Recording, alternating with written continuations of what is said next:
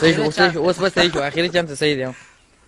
نن یو ماشوم بچی په کوټه باندې ولاړ دی کله کیمیکل ته وګوري کله مانجې ته ګوري ورته وایي یا بجانه په شا باندې روان دی په شا نه ګوري چې درز شو د کوټې نه ښکته ګزار شو په سر باندې ولګېد اواز کوي وا دادا جانه د کوټې نه شاته پرېوتی یم په باړه کې پروت یمه په سر باندې لګېدلی یم نور واړه په کوټه باندې کانګه وکان خېجئ زه شاته په ډیران کې پروت یمه